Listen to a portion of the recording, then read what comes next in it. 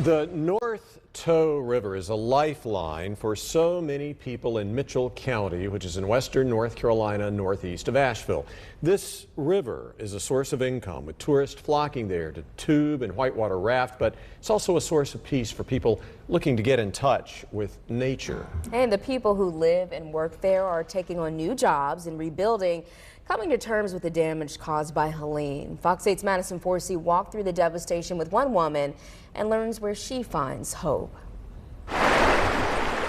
Woo, brought tears to my eyes on that one. This was the background noise and the backdrop to Christy Thrift's life. Man, that's why it'll be my favorite place. Makes me sad. Reflecting on everything the North Toe River took from her and so many others, from Red Hill to Green Mountain in Mitchell County. My birthday was the other day. My mom said, go find one of your happy places, honey, and be happy.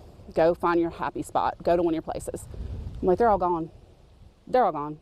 The swimming holes, the tree-lined streams, and winding pathways swept away by powerful, menacing water when Helene hit. It's got trees on top. Saw the house lit by. My husband and I paused and looked at each other. We're like, oh my gosh, that house. I recognize that house. And then he was like, I recognize that house. And we're like, oh my gosh, it's our friend Lenny's house. Dear God, please be with Western North Carolina. We are watching houses float by. The only thing left of their neighbor, a gifted musician, is his stone chimney. Then these two houses over here were cinder block homes. This gentleman, he made it out alive. He was on the second floor. All of these people during the hurricane that are still alive had to hike up the back of the mountain.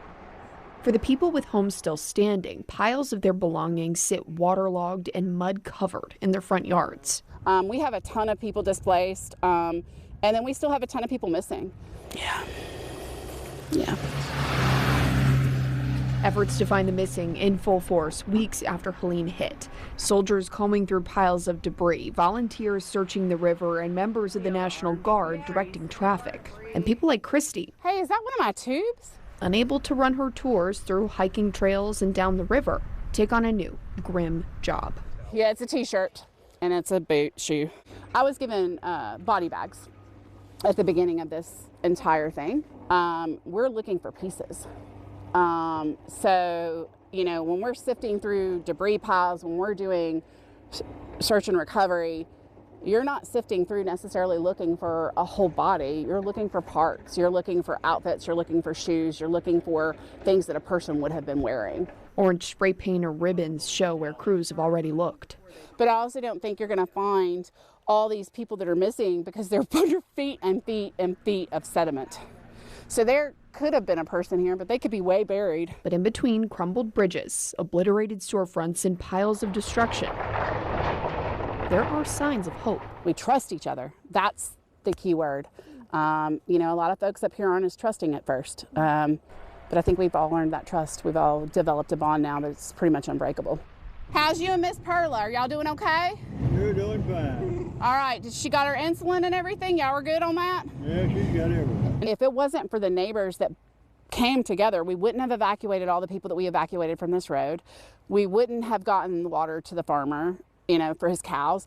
We all worked together, and now we know everybody, and now we consider each other friends, almost along the line of family at this point. And maybe the smallest belief that she and the people around her will build a new backdrop for their lives. After the storm last week, I had this fleeting thought of, God, it's never going to be the same, we should leave. And then it was fleeting. Madison Forsey. It's just a part that gets into your soul and you just don't want to go anywhere else. Fox 8 News.